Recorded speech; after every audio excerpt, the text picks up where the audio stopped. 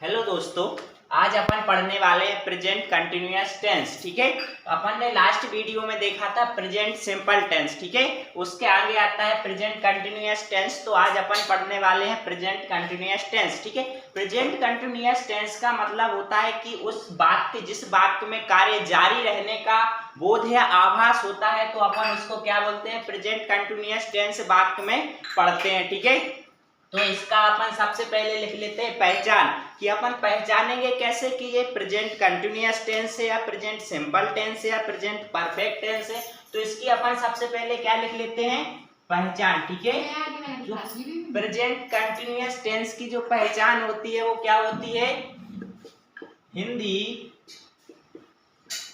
वाक्य के अंत में, हिंदी वाक्य के अंत में रहा है, रही है, रहे हैं, रहे हो, रही हो आदि। यदि हिंदी वाक्य के अंत में रहा है, रही है, रहे हैं, रहे हो, रही हो आदि आता है तो वो टेंस कौन सा होता है, प्रेजेंट कंटिन्यूअस टेंस। ठीक है, अब इसको नियम के कुछ ट्रांसलेट करने के, हिंदी से इंग्लिश में ट्रांसलेट करने के कुछ नियम होते हैं। ठीक है, तो सबसे पहले अपन लिख लेते हैं नियम फर्स्ट। ठीक है, नियम फर्स्ट क्या है, नियम फर्स्ट होता है आई के साथ एम, आई के साथ एम हेल्पिंग वर्ब सहायक क्रिया, एम सहायक क्रिया का प्रयोग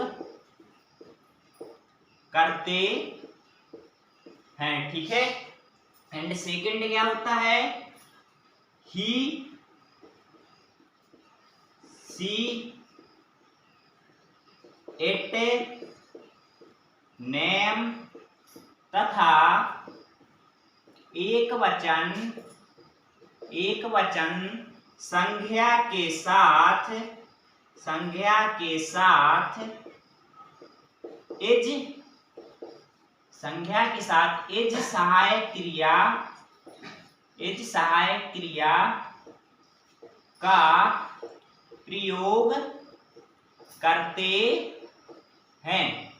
क्या करते हैं, ही, सी, इट, नेम तथा एक वचन संज्ञा के साथ इज सहायक क्रिया का प्रयोग करते हैं। ठीक है, इसको आप नोट कर लीजिए। ठीक है, आप वीडियो को रोक के नोट कर सकते हैं, आपको क्लियर दिख रहा होगा। ठीक है, अब मैं इसको रब कर रहा हूं, फिर अपन नियम लिखते हैं थर्ड। ठीक है, तो इसका तीसरा नियम क्या होता है, तीसरा नियम होता है यू, वी, दे तथा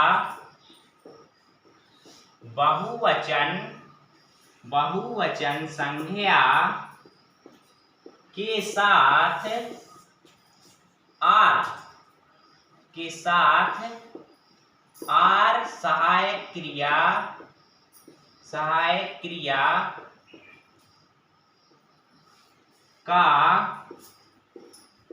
प्रयोग करते हैं। ठीक है, जो अपने यू, वी, दे तथा एक बहुवचन संज्ञा के साथ आर सहायक क्रिया का प्रयोग करते हैं। ठीक है, एक और नियम क्या है, नियम नंबर 4, एक नियम होता है कि प्रेजेंट कंटिन्यूअस टेंस में, इस टेंस में लिखेंगे, इस टेंस में मुख्य क्रिया के फर्स्ट फॉर्म के साथ आईएनजी जोड़ देते हैं। ठीक है, ये हो गए सारे इसके नियम, 4 नियम अपन ने लिख लिए हैं। अब अपन क्या करेंगे, हिंदी वाक्य को इंग्लिश में ट्रांसलेट करेंगे। ठीक है, आपको क्लियर दिख रहा होगा। तो अपन अब यहाँ से ट्रांसलेट करते हैं, कोई भी एग्जाम्पल ले लेते हैं। इसको मैं रब कर रहा हूँ, ठीक है, आप वीडियो को रोक के लिख सकते हैं। ठीक है, चलिए अब मैं लिखता हूं। जैसे कोई एग्जाम्पल ले लेते हैं अपन, एग्जाम्पल ले लेते हैं सुरेश एग्जाम्पल क्या ले लेते, सॉरी अपन पहले इसका स्ट्रक्चर लिख लेते। क्या, ऑर्डर। प्रेजेंट कंटिन्यूअस टेंस का ऑर्डर क्या होता है, ठीक है, ऑर्डर जो होता है इसका, सबसे पहले लिखेंगे अपन सब्जेक्ट। ठीक है, सब्जेक्ट के बाद लिखते हैं हेल्पिंग वर्ब, फिर लिखेंगे मेन वर्ब। मेन वर्ब का फर्स्ट फॉर्म प्लस उसमें आईएनजी होगा प्लस ऑब्जेक्ट। ठीक है, सब्जेक्ट मतलब कर्ता, हेल्पिंग वर्ब मतलब सहायक क्रिया प्लस मेन वर्ब मुख्य क्रिया। मुख्य क्रिया का फर्स्ट फॉर्म प्रयोग करते हैं इस टेंस में और तथा उसमें आईएनजी जोड़ते। ठीक है, ऑब्जेक्ट मतलब कर्म। ठीक है, अब अपन ले लेते हैं एक एग्जाम्पल। ठीक है, जैसे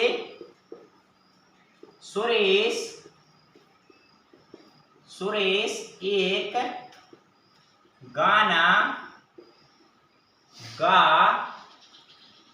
रहा है। अपने एक कोई सुरेश भैया हैं जो कोई गाना गा रहे हैं, कोई भी। ठीक है, तो अब उनको अपन गाना गा रहे हैं, तो अपन इस बात को इंग्लिश में ट्रांसलेट करते हैं। तो सबसे पहले क्या देखते हैं, सब्जेक्ट मतलब कर्ता, किसके द्वारा कार्य किया जा रहा है।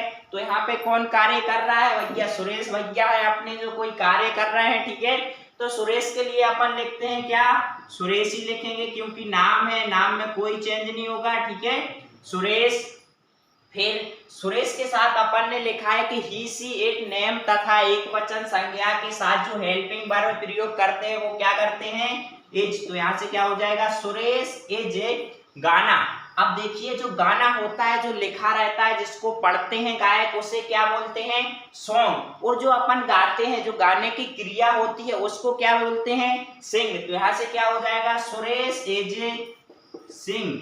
अब देखिए अपन ने पढ़ा है कि जो प्रेजेंट कंटिन्यूअस टेंस होता है उसके मेन वर्ब यानी मुख्य क्रिया के फर्स्ट फॉर्म के साथ आईएनजी जोड़ देते हैं। तो यहाँ से क्या हो जाएगा, सिंगिंग, आईएनजी जोड़ देंगे। ठीक है, अब क्या गा रहे हैं भाई साहब, एक गाना गा रहे हैं, तो यहाँ से क्या लिख देंगे कि आ सॉन्ग। ठीक है, क्या गा रहे हैं, एक सॉन्ग गा रहा है भैया अपने सुरेश। ठीक है, चलिए ये आपको समझ में आ गया होगा, आप इसको नोट कर सकते हैं। ठीक है, फिर अपन एक दूसरा एग्जाम्पल देख लेते हैं। क्या, वे बुला रहे हैं। ठीक है, चलिए लिखिए, वे बुला रहे हैं।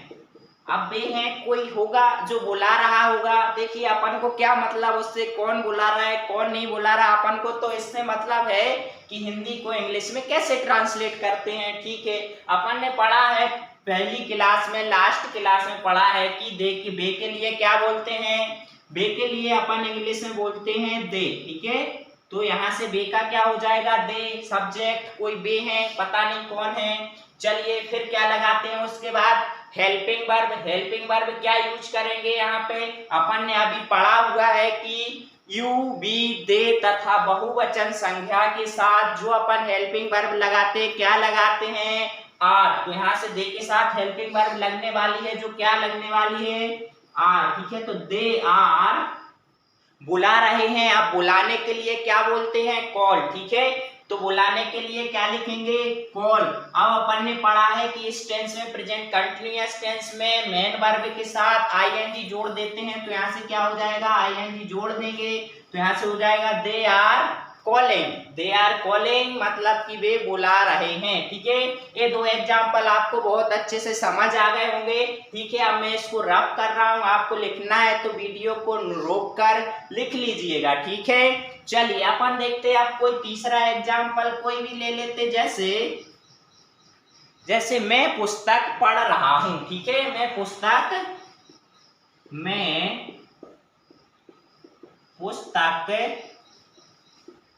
पढ़ रहा हूं। देखिए अब अपन ने सेंटेंस को पढ़ा और सेंटेंस को पढ़ने से लास्ट में आ रहा है रहा हूं। अभी अपन ने पढ़ा है कि लास्ट में रहा हो, रही हो, रहे हो आदि अगर ये आता है तो ये कौन सा टेंस होता है? प्रेजेंट कंटिन्यूअस टेंस होता है। ठीक है, अब प्रेजेंट कंटिन्यूअस टेंस होता है तो अपन को ये देख के पता लगता है कि जो अपना प्रेजेंट कंटिन्यूअस टेंस है उसमें 3 हेल्पिंग वर्ब होती हैं। कौन कौन सी? एम, एज और आर, ये 3 अपनी हेल्पिंग वर्ब होती हैं। ठीक है, देखिए यहाँ पे मैं को अपन इंग्लिश में क्या लिखते हैं? आई। मैं को क्या लिखते हैं? आई। ठीक है, तो यहाँ से क्या हो जाएगा? आई। अब देखिए हेल्पिंग वर्ब क्या लगता है आई के साथ? अपन ने पढ़ा है आई एम। एम के साथ, आई के साथ हमेशा एम ही लगता है और कुछ नहीं लगता है कंटिन्यूअस टेंस में, प्रेजेंट में। क्यों? क्योंकि ये बेस्ट फ्रेंड है, वे बहुत अच्छे दोस्त हैं, आई और एम। तो जहां एम आता है वहां आई आता है, जहां आई आता है वहां एम आता है। तो इससे आप भूलिएगा नहीं कि जो आई और एम है बहुत अच्छे दोस्त हैं। जहां आई जाएगा वहीं एम चला जाएगा, जहां एम चला जाएगा वहीं पीछे से आई चला जाएगा। ठीक है, तो एक दूसरे के बहुत अच्छे दोस्त हैं, तो आई के साथ हमेशा एम आता है। ठीक है, अब देखिए यहाँ पे मेन काम क्या है, मुख्य क्रिया क्या हो रही है। यहाँ पे देखिए अपन ने पहले कर्ता को लिख लिया आई, उसके बाद हेल्पिंग वर्ब भी लिख ली एम, फिर देखिए मुख्य क्रिया आता है इस टेंस में। तो देखिए मुख्य क्रिया क्या होता है? मुख्य क्रिया क्या है यहाँ पे? पढ़ना। ठीक है, मैं पुस्तक पढ़ रहा हूँ तो क्या काम कर रहा हूँ? पढ़ना है। तो यहाँ पे मुख्य क्रिया क्या है? पढ़ना। पढ़ना के लिए क्या बोलते हैं अपन? रीड। ठीक है भाई साहब, अपन रीड लिख लेते हैं, कोई दिक्कत नहीं है, रीड लिख ली। लेकिन अपन ने पढ़ा हुआ है कि प्रेजेंट कंटिन्यूअस टेंस में मुख्य क्रिया के साथ आईएनजी लगाते हैं। ठीक है, तो यहां से देखिए अपन इसके साथ आईएनजी लगा देंगे तो क्या हो जाएगा?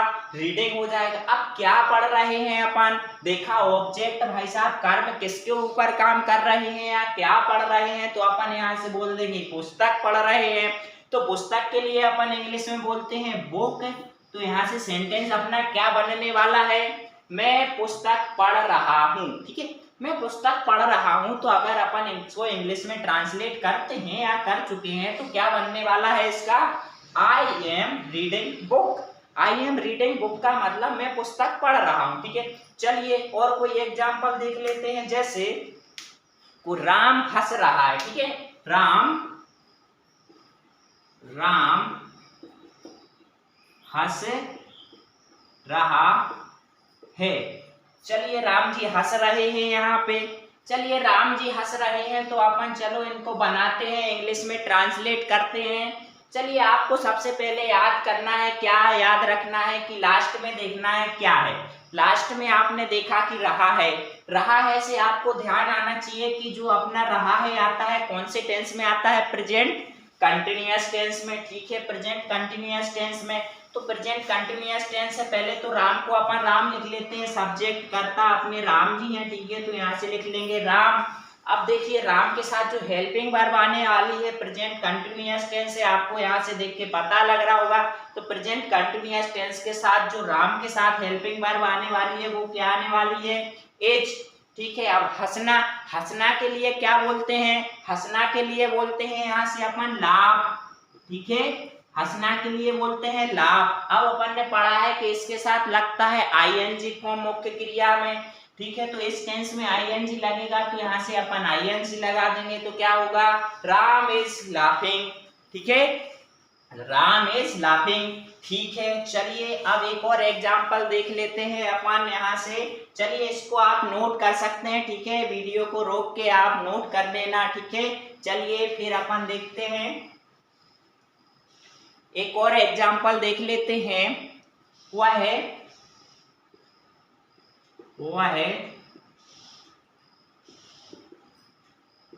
स्कूल में कूद रहा है वह है, कोई लड़का है, काय की लास्ट में रहा है, अगर रहा नहीं रही होता तो यहाँ से अपन देखते कि वह कोई लड़की है। चलिए अपन को पता चल गया कि यहाँ से कोई लड़का है, तो लड़के के लिए अपन क्या बोलते हैं, लड़के के लिए अपन वह के लिए ही बोलते हैं। अगर कोई लड़की होती तो वह के लिए अपन सी बोलते।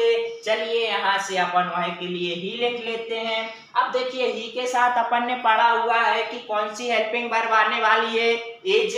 ठीक है, तो ही के साथ एज कैसे आएगी, अपन पहले एक नियम में लिख चुके हैं कि ही सी इट नेम तथा एक वचन संज्ञा के साथ एज हेल्पिंग वर्ब का प्रयोग करते हैं, तो यहाँ से अपन एज ले लेंगे। ठीक है, फिर मुख्य क्रिया, मुख्य क्रिया यहाँ पे क्या है, कूदना, तो कूदने के लिए बोलते हैं अपन जंप। चलिए जंप लिख लेते हैं, कूदने के लिए अपन ने जंप लिख ली, लेकिन फिर कंटिन्यूअस टेंस है तो उसमें आईएनजी लगेगा, तो यहाँ से लिख देंगे अपन जंपिंग, आईएनजी जोड़ देंगे तो यहाँ से हो जाएगा जंपिंग। अब देखिए कहाँ कूद रहे हैं भाई साहब, स्कूल में कूद रहे हैं, तो स्कूल में क्या, स्कूल में मैं के लिए क्या लिखेंगे, इन, और स्कूल के लिए तो स्कूल ही लिखेंगे। ठीक है, चलिए तो he is jumping in school.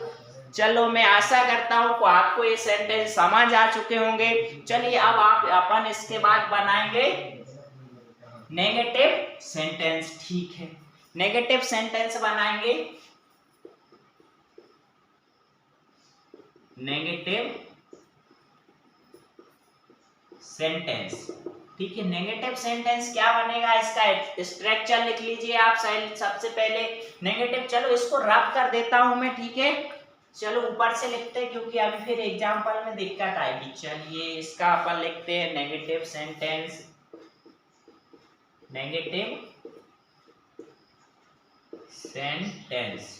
ठीक है, नेगेटिव सेंटेंस क्या होता है, सबसे पहले इसका ऑर्डर लिख लेते हैं। नेगेटिव के लिए अपन बोलते हैं क्या, नकारात्मक, नकारात्मक वाक्य। ठीक है, नकारात्मक वाक्य, जिस वाक्य में नहीं शब्द आता है उसे अपन बोलते हैं नकारात्मक वाक्य। चलिए इसका ऑर्डर लिख लेते हैं, क्या होता है, एडजेक्टिव होता है जो अपन पहले लिखे, केवल अपन हेल्पिंग वर्ब के बाद नॉट जोड़ देंगे। ठीक है, तो यहाँ से क्या होगा, subject plus helping verb plus not plus main verb, इसमें तो पता ही है फर्स्ट फॉर्म और आईएनजी लगेगा, और फिर यहाँ से लास्ट में हो जाएगा ऑब्जेक्ट। ठीक है, तो जो अपन पहले बनाए हुए हैं उन्हीं को अपन नेगेटिव बना लेते हैं। जैसे अपन ने लिखा था सुरेश गाना गा रहा है, तो अपन लिख लेंगे यहाँ से सुरेश, सुरेश गाना नहीं गा रहा है। मैंने आपको पहले ही बताया है कि जिस शब्द में नहीं आता है वो नकारात्मक वाक्य होता है, यानी कि नेगेटिव सेंटेंस है, तो अपन यहाँ नहीं लिख लेते हैं, सुरेश गाना नहीं गा रहा है। चलिए यहाँ से देखिए हिंदी का तो अपन ने वाक्य बना लिया है, और अपन इसको इंग्लिश में ट्रांसलेट करते हैं। तो इंग्लिश में ट्रांसलेट करने के लिए अपन को स्ट्रक्चर याद है कि क्या होता है, subject helping verb not main verb plus object. चलिए करता है यहाँ पे अपने सुरेश भाई साहब हैं, तो सुरेश को लिख लेते हैं। चलिए सुरेश लिख लिया, सुरेश के बाद हेल्पिंग वर्ब अपन पहले ही पढ़ चुके हैं अभी कि जो सुरेश है उसके साथ हेल्पिंग वर्ब इज आएगी। ठीक है, इसके बाद नहीं, तो नहीं के साथ अपन ने देखा है कि हेल्पिंग वर्ब के बाद नोट आने वाला है, नहीं को अपन नोट लिख देंगे। ठीक है, फिर अभी अपन ने पढ़ा था गाना, गाना के लिए क्या बोलते हैं, सिंग। ठीक है, सिंग और क्या, सिंग, फिर इसमें लग जाएगा आईएनजी फॉर्म, क्योंकि इसमें आईएनजी लगता है, तो सिंगिंग आ सॉन्ग हो जाएगा। यहाँ से Suresh is not singing a song. चलिए यहाँ पे ठीक है, एक लिखेंगे या नहीं लिखेंगे, क्योंकि गाना तो अपन एक ही गाते हैं तो कोई दिक्कत नहीं है, लिखना है तो यहाँ से लिख लेंगे एक। ठीक है, सुरेश एक गाना नहीं गा रहा है। चलिए एक और सेंटेंस देख लेते हैं, अभी अपन ने बनाया था वे बुला रहे हैं, उसका अपन लिख लेते हैं वे नहीं बुला रहे हैं, वे नहीं बुला रहे हैं।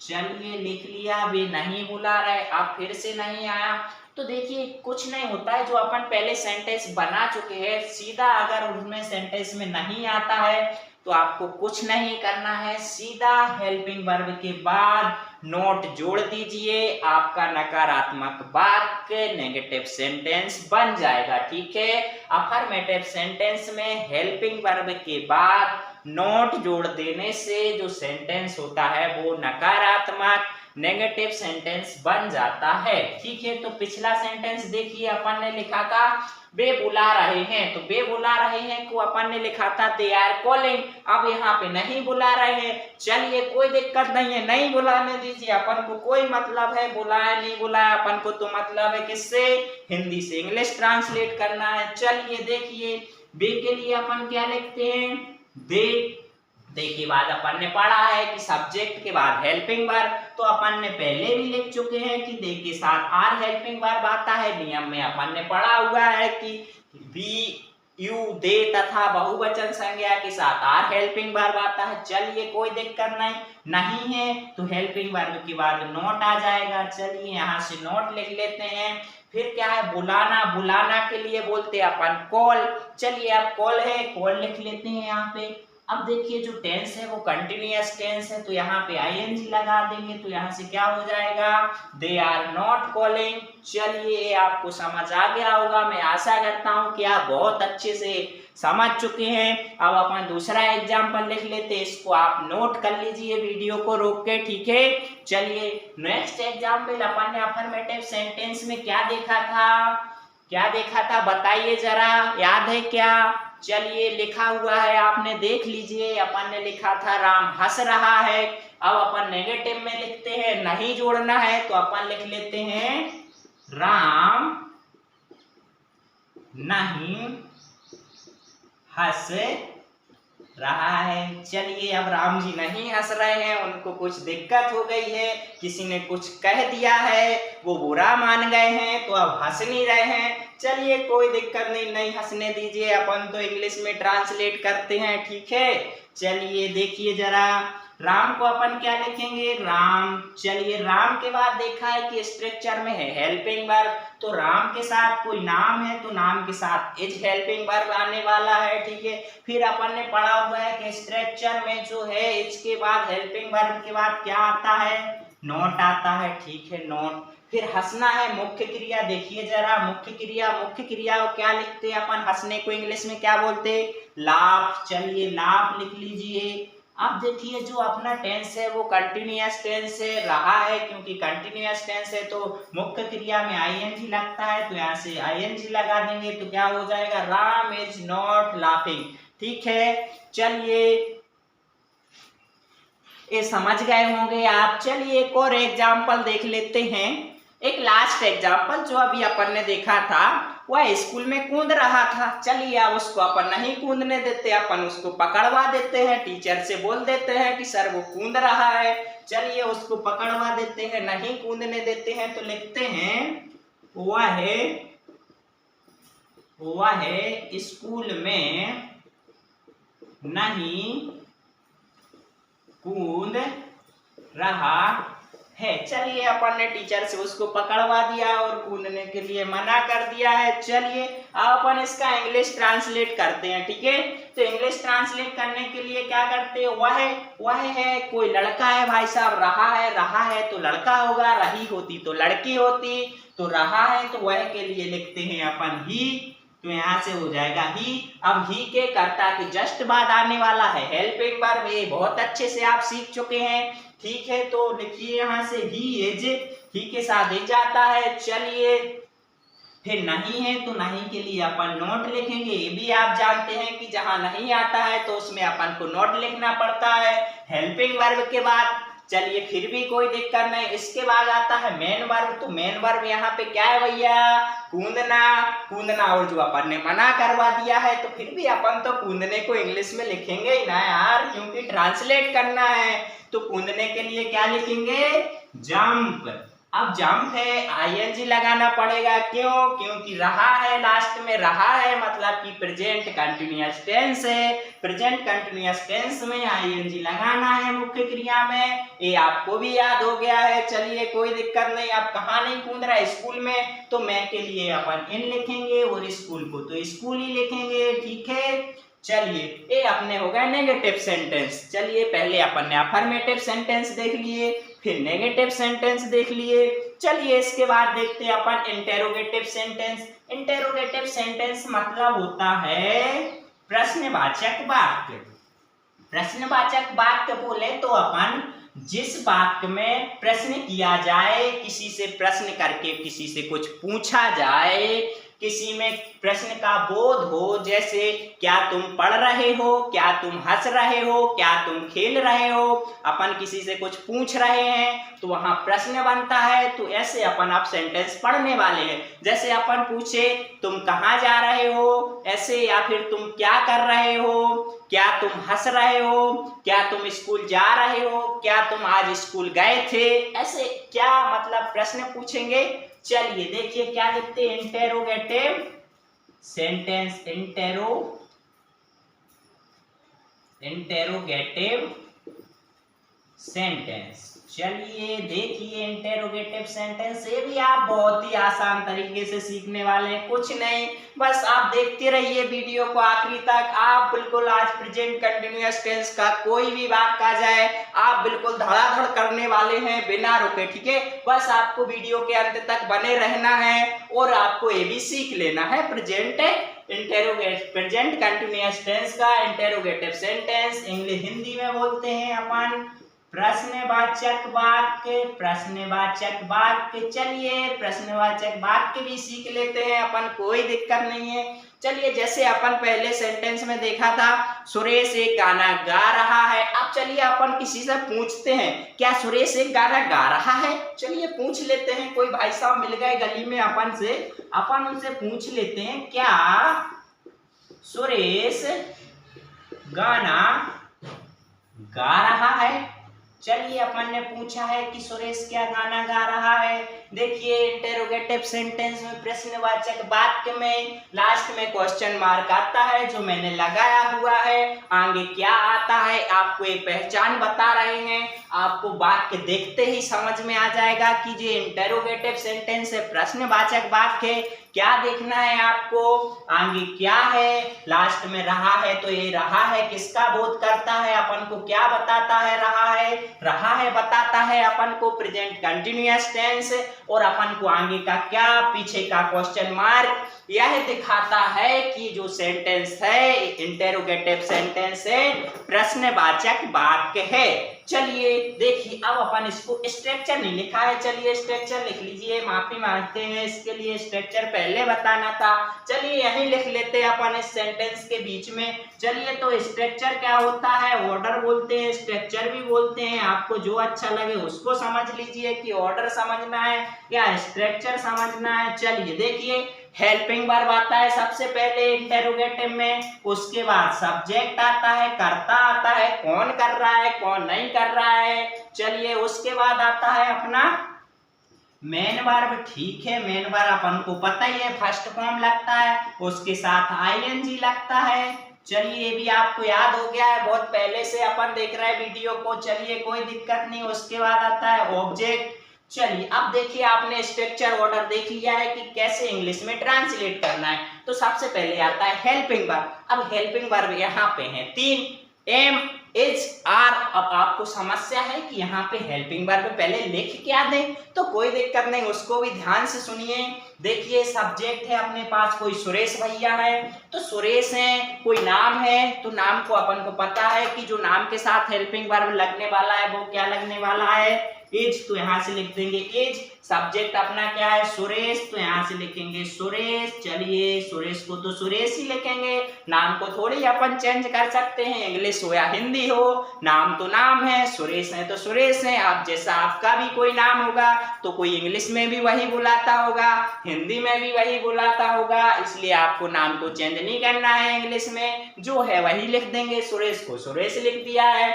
चलिए मेन वर्ब क्या है यहाँ पे, गाना, तो गाना के लिए क्या बोलते हैं, सिंग। देखिए सिंग। अब यहाँ पे अपन पढ़ चुके हैं कि इसमें जो कंटिन्यूअस टेंस है उसमें आईएनजी लगता है, तो यहाँ से सिंगिंग हो जाएगा। चलिए बहुत बढ़िया, आप सीखते जा रहे हैं। चलिए उसके बाद क्या गा रहे हैं अपन, गाना, तो गाना के लिए क्या बोलेंगे, आ सॉन्ग, ठीक है। चलिए यहाँ पे इसमें आता है क्वेश्चन मार्क के, आप याद रखिएगा। अगर आप क्वेश्चन मार्क नहीं लगाते हैं तो आपका सेंटेंस गलत माना जाएगा, इसलिए इस बात को आप बहुत अच्छे से ध्यान रखिएगा कि इंटेरोगेटिव सेंटेंस में लास्ट में क्वेश्चन मार्क लगाना है। चलिए ठीक है, देखिए अब दूसरा एग्जांपल देख लेते हैं अपन। इसको मैं रब कर देता हूँ। चलिए यहाँ नीचे आपको दिखेगा नहीं शायद, ठीक है, फिर मैं इस स्ट्रक्चर को उठा के ऊपर शिफ्ट कर देता हूँ। ठीक है, आपको इससे कोई दिक्कत नहीं होनी चाहिए। देखिए क्या है अपना ऑर्डर। चलिए ऑर्डर है helping verb plus subject plus main verb plus object. Main verb में फर्स्ट फॉर्म, उसके साथ आईएनजी। ये भी आप सीख गए, कोई दिक्कत नहीं, सब कुछ सीखने वाले हैं। आप वीडियो को देखते रहिए बस लास्ट तक।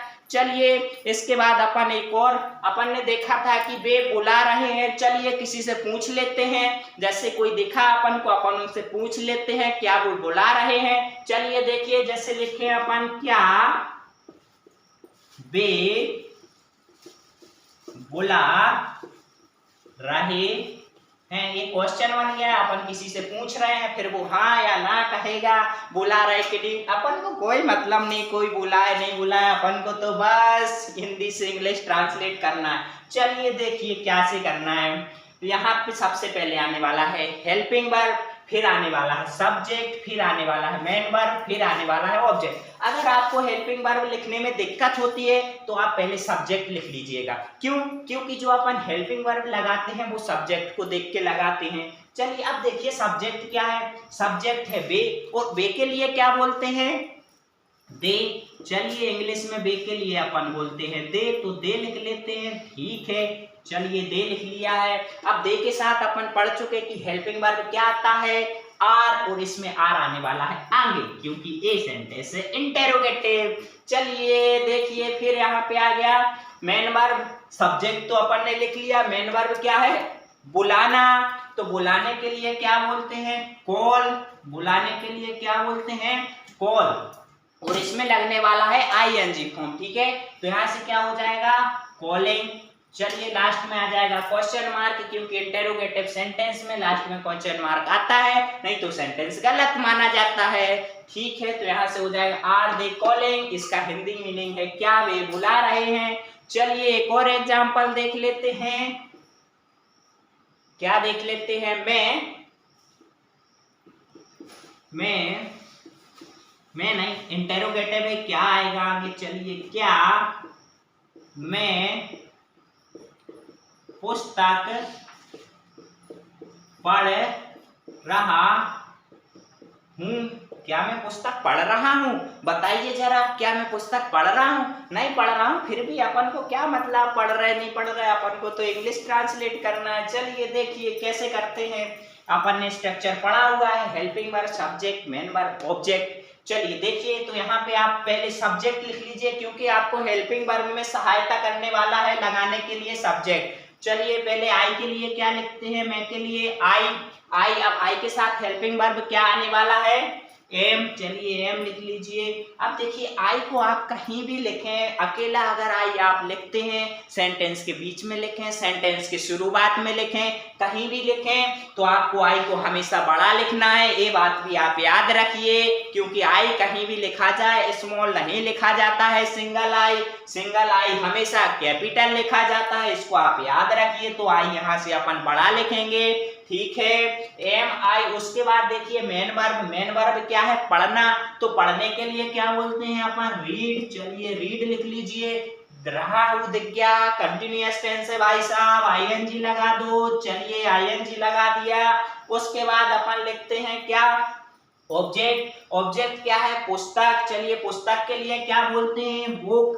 तो यहां से होने वाला है अपना sentence, am I reading book. इसका हिंदी अपन लिख चुके, क्या मैं पुस्तक पढ़ रहा हूं। इंग्लिश हो गया एम आई रीडिंग बुक। चलिए आप समझ चुके। एक दो सेंटेंस और देख लेते, बस 1-2 मिनट और, बस फिर आप सारा सीख चुके हैं। कहीं भी आपको प्रेजेंट कंटिन्यूअस टेंस में कोई भी दिक्कत आने वाली नहीं है। आप कोई भी सेंटेंस देखते ही धड़ाधड़ इंग्लिश में ट्रांसलेट करने वाले हैं, क्योंकि आपको सारे नियम, सारे एग्जाम्पल में बता चुका हूं। ठीक है, चलिए देखिए क्या, एक और देख लेते हैं। क्या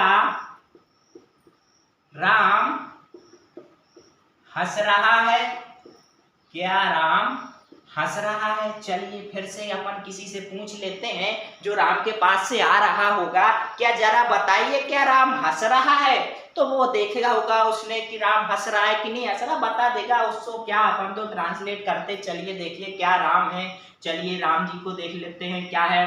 सबसे पहले क्या है आगे, क्वेश्चन मार्क है, इंटेरोगेटिव सेंटेंस है। आपको देखते ही समझ आ गया होगा कि इंटेरोगेटिव सेंटेंस है और यहाँ पे रहा है मतलब कंटिन्यूअस है। चलिए कोई दिक्कत नहीं है, राम के लिए तो अपन राम ही लिखेंगे। चलो राम लिख लेते, सब्जेक्ट पहले लिख लेते। क्यों? क्योंकि हेल्पिंग वर्ब लगाने में सहायता मिलती है सब्जेक्ट से, क्योंकि हेल्पिंग वर्ब हमेशा सब्जेक्ट को देखते हुए लगाते हैं। तो राम, राम के साथ हेल्पिंग वर्ब लगता है एज। चलिए एज लिख लीजिए, एज एम।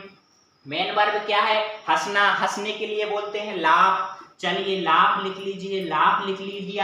अब रहा है कंटिन्यूअस टेंस है, आईएनजी लगने वाला है, लगा दीजिए आंखें बंद करके। आईएनजी तो लगाना ही लगाना है, कंटिन्यूअस टेंस है, आंखें बंद कीजिए और मेन वर्ब में आईएनजी लगा दीजिए, क्योंकि कंटिन्यूअस में हमेशा आईएनजी लगने ही वाला है। ठीक है, कोई डाउट नहीं है इसमें, कोई शक करने की जरूरत नहीं है। मेन वर्ब में आईएनजी लगाना ही है कंटिन्यूअस टेंस में, तो आंखें बंद कीजिए और मेन वर्ब के साथ आईएनजी लगा दीजिएगा। ठीक है, चलिए लास्ट एग्जांपल, बस लास्ट एग्जांपल। लास्ट एग्जांपल देखिए क्या है, क्या क्या हुआ है स्कूल, क्या हुआ है स्कूल में कूद रहा है। चलिए पूछते हैं किसी से, कूद रहा है, कूद रहा होगा तो बता देगा, कोई दिक्कत नहीं। चलिए देखिए क्या हुआ है, स्कूल में कूद रहा है। देख लेते हैं क्या हो जाएगा यहाँ से। वह है कोई लड़का है, लड़का के लिए ही लिख लेते हैं। अब ही के आगे हेल्पिंग वर्ब आने वाला है, तो हेल्पिंग वर्ब ही में क्या लगता है, एज।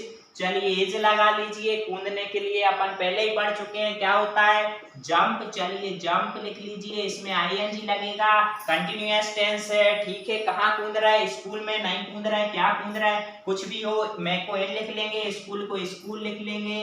चलिए ये अपना ट्रांसलेट हो गया है। सारे एग्जाम्पल अपन ने देख लिए हैं। मैं आशा करता हूं कि आपको ये सब कुछ समझ आ चुका है। अगर आपको सब समझ आया है तो वीडियो को लाइक कीजिएगा और चैनल को सब्सक्राइब कीजिएगा। धन्यवाद। और पढ़ने के लिए ऐसे ही मेरे साथ बने रहिएगा। इसकी प्रेजेंट सिंपल टेंस की वीडियो देखने के लिए मैं आपको डिस्क्रिप्शन में लिंक दे दूंगा या इसके पहले आपको मिल जाएगी। ठीक है, धन्यवाद।